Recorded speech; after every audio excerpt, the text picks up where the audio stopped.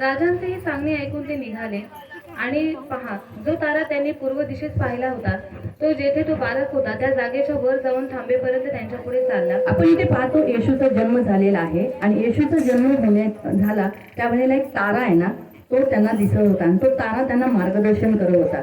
तीन ज्योतिषी काय झाले, तीन ज्योतिषी खूप लांबून वेगळ्या वेगळ्या ठिकाणाहून येशूला दर्शन घेण्यासाठी, येशूला भेटण्यासाठी आले. और तीन ज्योतिष बहुत दूर से यीशु मसीह को मिलने के लिए, उसे देखने के लिए आए थे.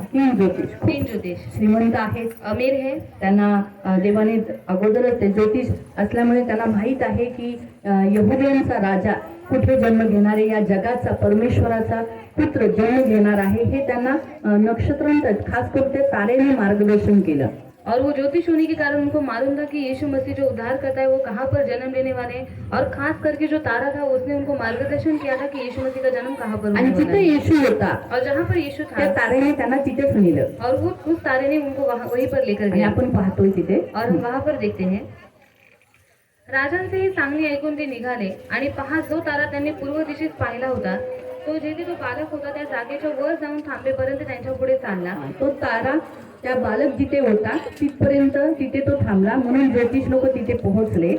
तो तारा पाहून त्यांना अतिशय आनंद झाला. त्या तारेला पाहताच ते खूप अतिशय आनंदित झाले. कारण ते ख्रिस्ताला शोधत होते, देवाच्या पुत्राचा शोध घेत होते, राजांचा राजा, यहुदियांचा राजांचा ते शोध घेत होते, पण त्यांना भेटत नव्हतं. पण त्या तारेमुळे त्यांना पुन्हा ख्रिस्ताचा शोध भेटला, त्याच्यामुळे ते खूप आनंदित झाले. नंतर ते त्या घरात गेले तेव्हा बालक आपली आई मरिया हिच्याजवळ असलेला त्यांनी पाहिला. आपण पाहिलं इथे ऐकलं की मरिये सकट त्या बाळ येशू तिथे होता व पाया पडून त्यांनी त्याला नमन केले. आणि काय केलं, त्याने मरियेच्या पाय नाही पडला, पण कुणाच्या पाय पडले, जिथे येशू आहे त्या बाळाच्या ते लोक पाया पडले, दंडवत केला. हिंदी मध्ये ऐसा लिखा है कि उसने दंडवत किया, यानी वो लोग दंडवत करके यानी पूरी रीति से झुक कर वो लोगों ने क्या किया, उस बालक को दंडवत किया. और मग आपल्या द्रव्यांच्या थैल्या सोडून उन्होंने अपने द्रव्य यानी पैसों जो उन्होंने गिफ्ट लाया था उनको उन्होंने खोल कर सोने, पहला गिफ्ट एक ज्योतिष ने क्या दिया, सोना दिया, दूध, किसी ने गंधक दिया व गंधरस, और नहीं दूसरे ने लोबान दिया और तीसरे ने गंधरस दिया. इस रीति से हम देखते हैं कि तीनों के पास जो अलग अलग रीति से जो परमेश्वर का पुत्र जो राजाओं का राजा है उसे देने के लिए वो भेंट लाए थे. आणि ह्या तिघांनी जो राजांचा राजा जो देव आहे त्यांना देण्यासाठी भेटवस्तू आणल्या होत्या. प्रियो, राजाओं को हमें भेंट देना जरूरी है. आणि प्रियांनो, राजांना भेटवस्तू देणं गरजेचं आहे. देखा गया तो परमेश्वर ने हमारे लिए सबसे बेस्ट भेंट दिया है आणि पाहण्यात आलं तर देवाने आपल्यासाठी खूप उत्तम भेटवस्तू और दिलेली वो आहे. भेंट है उसका बेटा. आणि ती भेटवस्तू आहे त्याचा मुलगा. हमें गिफ्ट अच्छा लगता है. आणि आपल्याला गिफ्ट आवडतं. अच्छा लगता है, चांगलं वाटतं. गिफ्ट अच्छा लगता है क्या? गिफ्ट आवडतं का?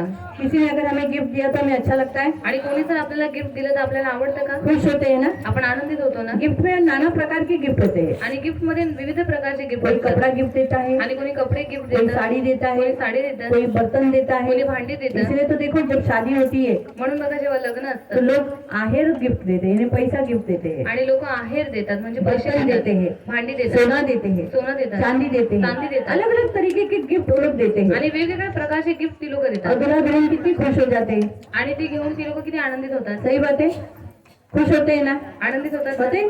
अगर आप बिना गिफ्ट के जाओगे तो आणि जर बिना गिफ्टचे तुम्ही गेलात तर हाँ नाराज हो जाएंगे, आणि ती लोक रागवतील उनको अच्छा नहीं लगेगा. आणि त्यांना चांगलं नाही वाटणार. आपको समझ में आ रहा है. तुम्हाला उसी समजते. रीति से प्रियो हमारे परमेश्वर ने हमें भी गिफ्ट दिया है, आणि तसंच प्रियांनो, आपल्या देवाने आपल्यालाही गिफ्ट दिलेलं उसका आहे पुत्र दिया है, आणि त्याचा पुत्र दिलेला यीशु आहे मसीह को दिया है. आणि येशू ख्रिस्ताला दिलेला आहे. यीशु हमारे लिए गिफ्ट है, आणि आज येशू ख्रिस्त आपल्यासाठी एक गिफ्ट आहे. लेकिन बदले में वो हमसे भी गिफ्ट चाहता है. पण त्याच्या बदल्यात त्याला आपल्याकडूनही गिफ्ट हवंय. बेटा दिया बोलकर नहीं, आणि मुलगा दिलाय म्हणून नाही. वो ये चाहता है आणि त्याला हे कि पाहिजे आहे. मेरे बेटे को जब भी आपको मिलने आते हो, आणि माझ्या मुलाला जेव्हा तुम्ही भेटायला येता वो राजाओं का राजा है, तो राजांचा वो राजा राजा आहे. है, तो राजा आहे तुम उसकी प्रजा हो. आणि तुम्ही त्याची प्रजा प्रजा आहात. का काम है राजा को गिफ्ट देना. आणि प्रजेचं काम आहे राजाला गिफ्ट देणं. इन तीन ज्योतिषियों को मालूम था कि राजा को मिलने के लिए हम जा रहे तो हमें खाली हाथ नहीं, उन्हें उसे भेंट भी चढ़ाना है. आणि या तीन ज्योतिषांना माहित होतं की आपण राजाला भेटायला जाणार आहोत, तर मग आपल्याला रिकामी हातीने नाही पण काहीतरी घेऊन गेलं हम लोग पाहिजे. अभी राजाओं के काल में नहीं है. आणि आता आपण राजांच्या काळामध्ये नाही. अगर हम राजाओं के काल में होते आणि जर आपण राजांच्या काळामध्ये तो असतो हमें मालूम पड़ता कि राजाओं को प्रजा जब भी मिलने आती आती है या राजा उनके मिलने आता है तो प्रजा का काम है क्या करना, उन्हें भेंट देना। आणि तेव्हा आपल्याला माहित पडलं असतं की जेव्हा प्रजा राजाला भेटायला येते किंवा राजा जेव्हा प्रजाला भेटायला जातो तेव्हा प्रजेने राजाला गिफ्ट देणं हे किती गरजेचं आहे। हम पढ़ते हैं उत्पत्ति अध्याय में, अगर आप पढ़ोगे तो याकूब भी क्या करता है, आणि उत्पत्ती अध्यायामध्ये जर तुम्ही वाचलं तर याकूब पण काय करतो, उत्पत्ति अध्याय 43, आणि उत्पत्ती अध्याय 43, जेनेसिस 43 उत्पत्ती अध्याय 43 वर्स 11, हम यहाँ देखते हैं कि याकूब अपने 12 पुत्रों को, 12 पुत्र में से कुछ पुत्रों को वो कहता है कि तू जिस अधिकारी से मिलने जा रहा है, आणि याकूब आपल्या 12 पुत्रांना म्हणतो की तुम्ही ज्या अधिकाऱ्याला भेटायला जात आहात, जो अन्न वाटप कर रहा है, आणि जो अन्न वाटप करत आहे, जो रेशन देने वाला है, आणि जो राशन देणार और आहे, उस देश का वो अधिकारी है। आणि त्या देशाचा तो अधिकारी इस आहे। काल में जो मिस्र देश का फिरौन राजा था, उस फिरौन देश के राजा के हाथ के नीचे यूसुफ बड़े अधिकार पे था, आणि त्या काळामध्ये जो फिरौन राजा होता त्याच्या अधिकाराखाली युसुफ एक मोठा अधिकारी होता, और इसीलिए उसे मिलने के लिए वो जा रहा है। आणि त्याला भेटायला ती लोक जातात। इसलिए याकूब क्या कहता है, म्हणून याकूब काय म्हणतो, मग त्यांचा पिता इस्रायल त्यांना म्हणाला, हाँ, याकूब यानी इसराइल, उसका दूसरा नाम परमेश्वर ने याकूब से उसका नाम इसराइल रखा गया था। अब इसराइल क्या कहता है, असेच असेल तर मग एवढे करा, एक काम कर, या देशात उत्पन्न होणारे मूलवान पदार्थ, हाँ, इस संसार, इस जिस देश में हम रह रहे हैं वो देश में जो भी अच्छा से अच्छा, क्या लिखा है, अच्छे से अच्छा, ऐसा नहीं सड़ा बिड़ा नहीं। आप जब गिफ्ट लेके जाते हो, फ्रूट्स लेके जाते हो, सड़े हुए लेके जाते हो क्या, अच्छे से अच्छा ना, तो वैसे ही इसराइल भी कहता है कि तुम भी क्या करो, इस देश के सबसे अच्छे से अच्छा, त्या मनुष्याला भेट म्हणून आपल्या गोणीत घालून न्या। हा, तुम्ही काय करा, तुम्ही ती भेट त्यांच्यासाठी घेऊन जावा, गोणीत घालून घेऊन जावा, थोडा डिंक, थोडा डिंक, थोडा मध, थोडा मध, मसाला, मसाले, मसाले म्हणजे असं नाही लाल मिरची पावडर, हिरवी मिरची पावडर, हळद, धनिया पावडर, असं नाही। मसाले म्हणजे कोणते, अख्खे गरम मसाले जे कॉस्टली असतात, रिचनेसला दर्शवतं।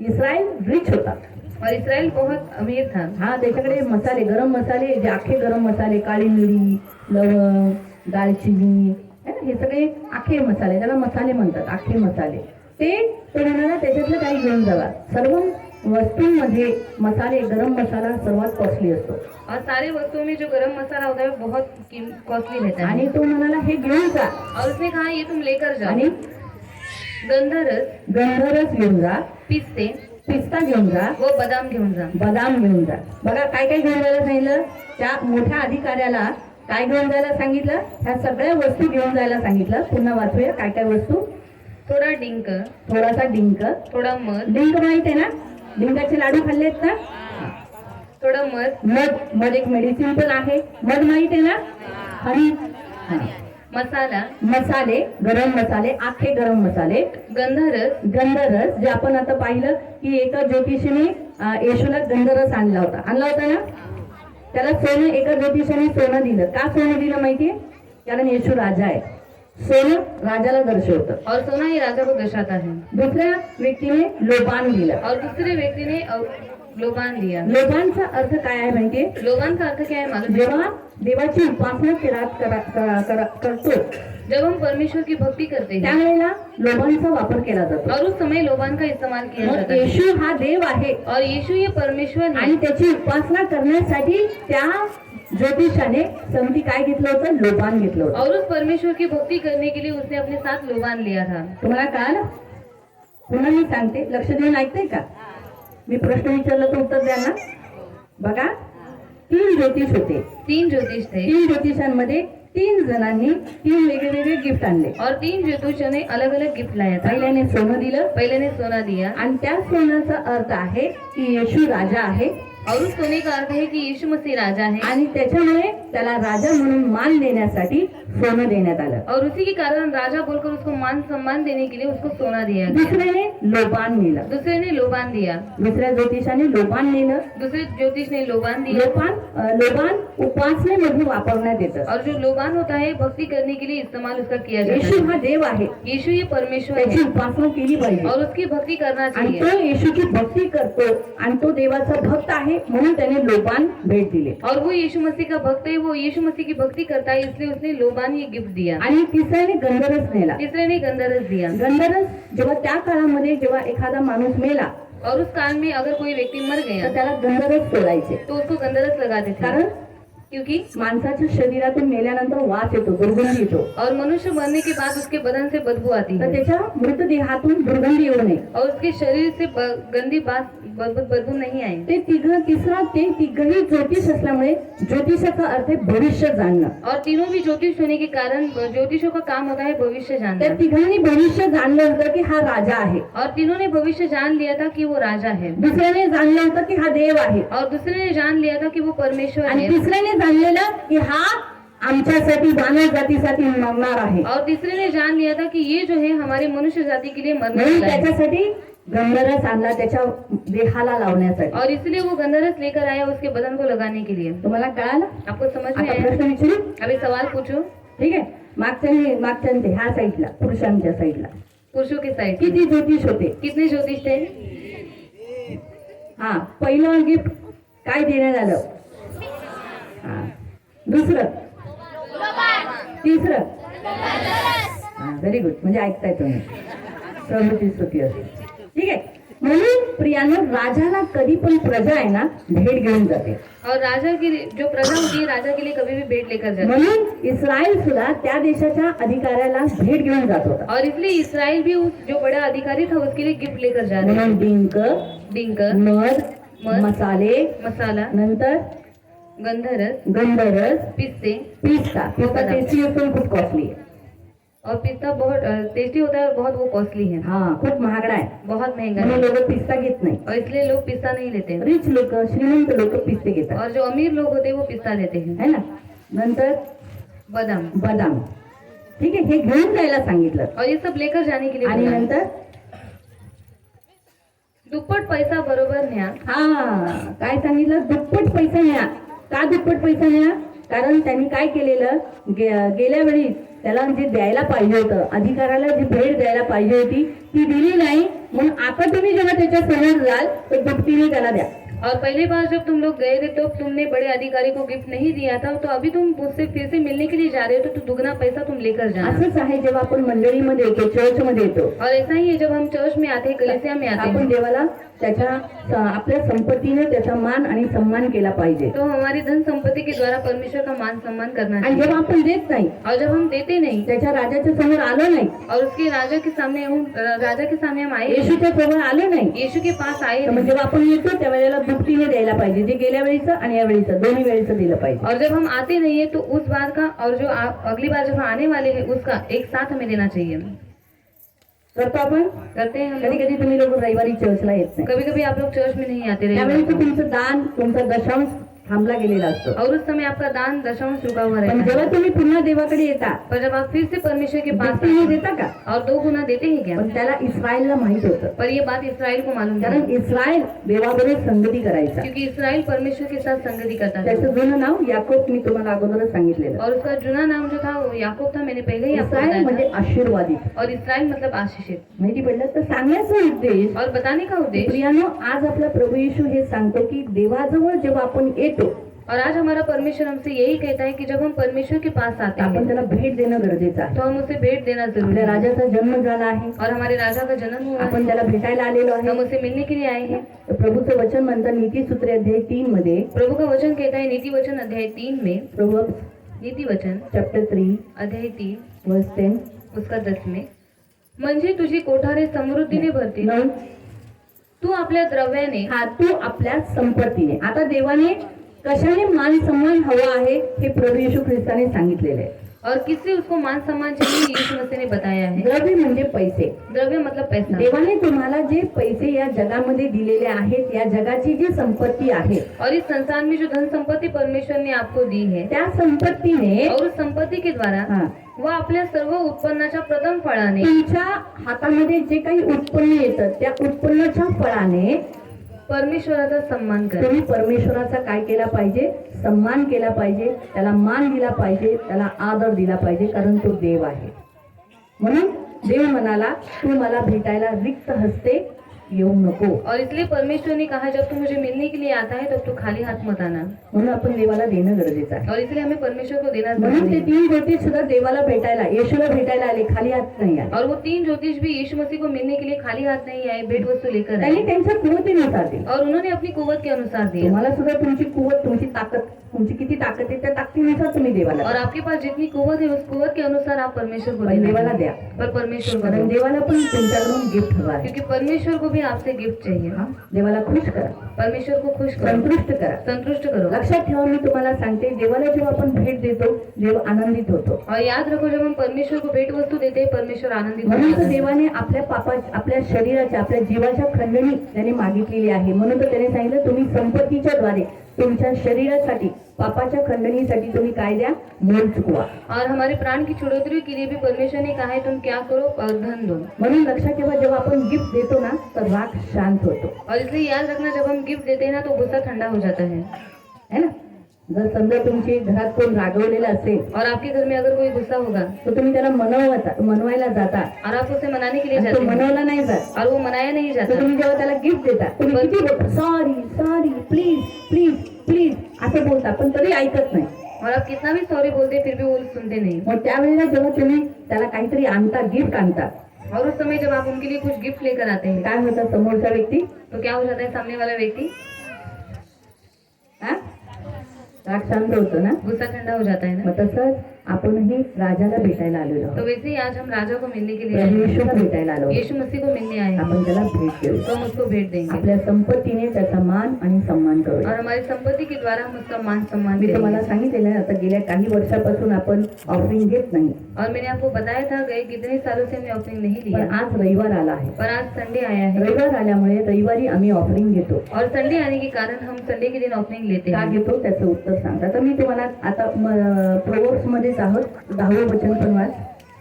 म्हणजे तुझी कोठारे समृद्धीने भरतील। जेव्हा तुम्ही देवाला देता, संपत्ती देता, तर तुमची कोठारे, आता तुमचं कोठार कुठं आहे, बँक बॅलन्स ज्याला म्हणतात, ते काय राहील, भरून राहील.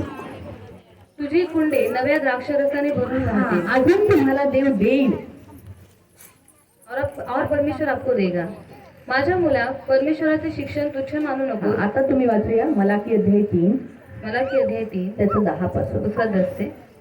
मलाकी मलाकी 3 अध्याय 3 त्याचं 10 पासून. उसका 10 से। सेनाधीश परमेश्वर म्हणतो, सेनाधीश परमेश्वर म्हणतो. आता हे कोण बोलत आहे तुमच्याशी, देव. सेनाधीश परमेश्वर तुमच्याशी बोलतो, माझ्या मंदिरात अन्न असावे माझ्या मंदिरामध्ये अन्न सामग्री असावी, म्हणून सगळा दशमांश तुम्ही भंडारात आणा। हा दशांश म्हणजे जे काही तुम्ही कमवतात त्याच्यातला 10वा हिस्सा, त्याला म्हणतात टाईट, त्याला म्हणतात दशांश, त्याला म्हणतात 10%. इंग्लिश भाषामध्ये 10%, इंग्लिशमध्ये 10%, मराठीमध्ये 10%. देव म्हणतो की तुम्ही जे काही कमवता त्याचा 10वा हिस्सा हा देवाचा हक्क आहे. और आप जो कुछ कमाते हैं उसमें का 10वां हिस्सा ये परमेश्वर का हक है। तुमच्या कमाईला जर देवाकडून आशीर्वाद हवा अगर आपकी कमाई पर आप परमेश्वर का आशीष, परमेश्वर की आशीष चाहिए तर त्यासाठी तुम्हाला तुमच्या कमाईचा 10% तुम्हाला देवाला द्यायचंच आहे. तो उसके लिए आपकी कमाई का 10वां हिस्सा आपको परमेश्वर को देव देना तुम्हाला है। 90% देतो और परमेश्वर आपको 90% देता है आणि 10 तो स्वतः घेतो. और 10% वो अपने आप के लिए रखता है। पण सर्व लोक 10% देत नाही. पर सब लोग 10% नहीं देते। जर त्याच्या अगोदरचं वचन वाचलं, और उसके पहले का वचन अगर आपने पढ़ा, देव म्हणतो परमेश्वर कहता है मनुष्य देवाला ठकविल काय, माणूस देवाला ठगवेल का, फसवतो का, माणूस देवाला फसवतो का, हा बोलणारे बोला. हाँ फसाता है. आता बाकीचे नाहीये, नाही बोलतात आहे. त्याचा अर्थ तसा झाला ना, हा फसवतो. तिथे लिहिलाय, देव म्हणतो, तुम्ही तर मला ठकवले आहे। हा देव म्हणतो तुम्ही मला ठगवलं आहे, तुम्ही मला फसवलं आहे. असे असून तुम्ही म्हणता हा. आम्ही कोणत्या बाबतीत तुला ठकवले आता आहे। हा मोठा प्रश्न, आम्ही कसं देवाला फसवलं. आता नाही म्हणणाऱ्यांचे नाही देतो, हे हात उचलले नाही ना. तुम्हाला देव म्हणतो की तुम्ही म्हणताय आम्ही कधी देवाला फसवलं, है ना. दशमांश व अर्पणे या संबंध हा दशांश आणि अर्पणान म्हणजे 10% आणि तुम्ही जे ऑफरिंग आम्ही जे आता देवाला म्हणतो ना संपत्ती देतो त्याच्यात मध्ये तुम्ही देवाला फसवलं आहे. जेव्हा तुम्ही देत नाही म्हणजे तुम्ही देवाला फसवता. और जब आप परमेश्वर को देते नहीं तब आपने परमेश्वर को फंसाया है। हा तुम्ही शापग्रस्त आहात। हा ह्याच्यामुळे काय होतं, देवाचा श्राप येतो. काय येतो? काय येतो? काय येतो? तुझा सत्यानाश, तुझं वाटतं असं श्राप असतो ना, असंच बोलतो ना, तुझे किडे किडे पडून पडून मरू. भांडताना असेच बोलतात ना, है ना, हे श्राप देतात ना. मग देव काय श्राप देतो? देव असं बोलतो ना, तू किडे किडे पडून मरू. और परमेश्वर क्या श्राप देता है? वो ऐसे बोलता है तू कीड़े पड़कर मर जाए. तो श्राप काय देतो? तुम्ही गरीब राहता, श्राप क्या देता है कि आप गरीब रहते हैं, तुमचं उत्पन्न वाढत नाही. आपका उत्पन्न बढ़ता नहीं. तुम्हाला असं वाटतं रे बापरे 10% दिले, बापरे कमी झालं, किती माझी एवढं सगळं, त्याच्यात लाईटीचं बिल आला असता, त्याच्यात काय काय घराचं भाडं भरलं असतं, एवढं सर्व गेलं असतं, बापरे एवढं द्यायचं देवाला. देवाला 10 रुपये बस, और इतना परमेश्वर को क्यों देने का? परमेश्वर को 10 रुपया बस, देवाला 100 रुपये बस. परमेश्वर को 100 रुपया बस. एवढे कशाला देवाला द्यायचं? और इतना क्यों परमेश्वर को देने देव का? काय खातो का? परमेश्वर क्या देवाला काय खाता भूक है आहे क्या? का? देवाला भूक नाहीये, पण देवाची इच्छा आहे की तुम्ही श्रीमंत व्हावे. और परमेश्वर को भूख नहीं लगती, पर परमेश्वर की इच्छा है कि आप अमीर बने. 2 कोरिंथीयनच्या पत्रीमध्ये 8व्या अध्यायात लिहिलंय की देव येशू तुमच्यासाठी गरीब झाला की तुम्ही श्रीमंत व्हावे. और दूसरा करंथियों की पत्री अध्याय 8 में लिखा है कि यीशु मसीह मला की मध्ये आपके लिए वो गरीब हुआ कि आप अमीर हो. हा, म्हणून येशू तुमच्यासाठी गरीब झाला की श्राप तोडण्यासाठी, गरिबीचा श्राप तोडण्यासाठी. और यीशु मसीह आपके लिए गरीब हुआ कि आपकी गरीबी का श्राप म्हणून तोड़ जाए. जेव्हा आपण देतो देवाला, और इसलिए जब हम परमेश्वर को देते तर हैं, या हाताला आलेला जो श्राप आहे गरिबीचा, मस्तक कर्ज घेतो, द्या ना, 500 रुपये द्या ना, 1000 रुपये द्या ना, द्या ना, है ना. भिकारी पण मागतो ना, कसा मागतो? द्या ना, द्या ना. मग कर्ज घेणार असं असंच बोलतो ना, 500 रुपये द्या ना. ते म्हणाले ते कर्ज फेडण्यासाठी येशू मदत करतो. और वो कर्जा फेडने के लिए यीशु मसीह म्हणून मदद जेव्हा करता आपण है. असं देतो ना, असं होत नाही. और जब हम इस स्थिति से देते तो हम ऐसा हाथ करने आपण की जेव्हा जरूरत नहीं असं पड़ती. देवाला देतो, और जब हम परमेश्वर को देते हैं असं कुणाकडे आहे तो किसी के सामने हाथ फैलाने की असं जरूरत नहीं. करायची गरज पडत नाही. और ऐसे करने की जरूरत नहीं पड़ती. किती छान ना, और कितना अच्छा है. चांगलं आहे ना. अच्छा है ना. फक्त असं करायचं, और सिर्फ ऐसा करना है, टाकायचं. डालना है. असं टाकत गेलं देव देत राहतो. और ऐसे डालते जाओगे तो परमेश्वर देते जाएगा. नाही की दिलं नहीं दिया तर असं करावं लागेल. तो ऐसे करना पड़ेगा. बायकोला बोलावं लागेल, दे ना 10 रुपये, मी 10 रुपये. तुझं तरी पिल दे ना. सारखं मागावं लागेल. और फिर मांगना ए पड़ेगा. माय, दे. मागावं लागेल सतत. मागायचं नसेल, देणारे बघा. और मांगना नहीं है तो देने वाले पण बने. कुणाला देणारे? पर किसको देने वाले? देवाला. परमेश्वर को. म्हणून देवाला देताना कधीही मनात ठाकूच आणू नका. आणि शैतानाला तेच माहिती आहे की तुम्ही देणारे झालात तर तुम्ही घेणार असे कधी बनार. दे ना. त्याची इच्छा तीच आहे की तुम्ही असे बनावे. दे ना. त्याची इच्छा हीच आहे की तुम्ही भिकारी राहावं. और शैतान की इच्छा है कि आप भिखारी रहे, तुम्ही मागतच राहावं. आप मांगते ही रहे. पण येशूची इच्छा नाही. पर यीशु की ऐसी इच्छा म्हणून नहीं है. येशूकडे येणाऱ्यांना येशू म्हणतो तू दे, मी तुला देणारा बनवत राहील. तू कर्ज घेणारा नाही, कर्ज देणारा हा आशीर्वाद आहे. यीशु के पास आने वाले लोगों के लिए यीशु मसीह कहता है तू सिर्फ परमेश्वर को दे, मैं तुझे देने वाला बनाऊंगा. तू कर्जा लेने वाला नहीं पर कर्जा देने वाला होगा. येशूचा आशीर्वाद और आहे. ये यीशु मसीह का आशीष हमें मिलता म्हणून है. मलाकीमध्ये लिहिले आहे. इसने मलाकी में लिखा है, सेनाधीश परमेश्वर म्हणतो माझ्या मंदिरात अन्न असावे म्हणून सगळा दशमांश तुम्ही भांडारात आणा, म्हणजे मी आकाश कपाटे उघडून जागा पुरणार नाही. एवढ्या आशीर्वादांचा तुमच्यावर वर्षाव करते की नाही. तुमच्या पुनर्वसतीला म्हणजे मी आकाश कपाटे उघडून. आकाशाचे कपाटे उघडेल. देवाकडे कपाटे, तुमच्याकडे कपाट आहे? हा, नक्की काय आहे कपाटात? खरं खरं सांगा. कपडे आहे म्हणजे देव तुम्हाला पण कपडे देईल. नंतर काय आहे? देव तुम्हाला सोनं देईल. तुमच्या कपाटात अजून तुम्ही काय ठेवता? तुम्हाला पैसे देईल. कळालं तुम्हाला अर्थ? येशूने देवाचं वचन काय सांगतं? और यीशु मसीह का वचन क्या कहता है? आकाशातील कपाटे उघडे, आकाश के जलों को खोल मग दूंगा कपाटात जे काही आपण ठेवतो ते तुम्हाला भेटेल. और कपाट में हम जो कुछ रखते हैं वो सब आपको मिलेगा. तुमच्या कपाटात काय आहे? जर तुमच्या कपाटात सोनं नसलं तरी देवाच्या कपाटात सोनं आहे. और आपके कपाट में सोना नहीं होगा फिर भी परमेश्वर के कपाट में सोना है. देवाच्या कपाटातून सोनं आलं म्हणजे तुमच्या पण कपाटात सोनं आहे. परमेश्वर के कपाट में सोना आया तो आपके कपाट में भी आएगा. काय? म्हणून सोनं, वैसे सोना, नाणं, चांदी, हिरे, जवाहरात, देवाच्या कपाटात सगळं काही आहे. और परमेश्वर के कपाट में सब कुछ है. येशू देवाच्या कपाटात सुख आणि शांती आहे, और परमेश्वर के कपाट में सुख और शांति है, प्रेम आहे, प्यार है, दया आहे, दया है, जीवन आहे, जीवन है, आरोग्य आहे, चंगाई है, आशीर्वाद आहे. आशीष है, तो सर्व देईल. वो सब कुछ दे. म्हणून तो म्हणतो ते मी देईल. आकाश कपाटे उघडून जागा पुरणार नाही एवढे आशीर्वादांचा तुमच्यावर वर्षाव करतो की नाही तुमच्याकडे जागा राहणार नाही एवढं तो तुम्हाला देईल. याविषयी माझी प्रचिती पहा. मला परखून बघा. देव म्हणतो देवाला परखणं चुकीचं आहे, पण देव म्हणतो तुम्ही मला ह्या गोष्टीत परखून बघा, मी तुम्हाला आशीर्वाद देतो का नाही. फक्त मला द्या, मला दिल्यावर मी तुम्हाला दिलं नाही असं होणार नाही. और आप परमेश्वर को सिर्फ दो और परमेश्वर को देने के बाद परमेश्वर ने आपको कभी दिया नहीं ऐसा कभी नहीं होगा. देव नक्की देईल. परमेश्वर जरूर देव कधी देगा. कोणाचा कर्जदार राहत नाही. परमेश्वर कभी किसी का कर्जदार नहीं रहता. पुढे तुमच्या भूमीच्या पिकाची नासाडी होऊ नये म्हणून ते खाऊन टाकणाऱ्यास मी तुमच्यासाठी धमकावी.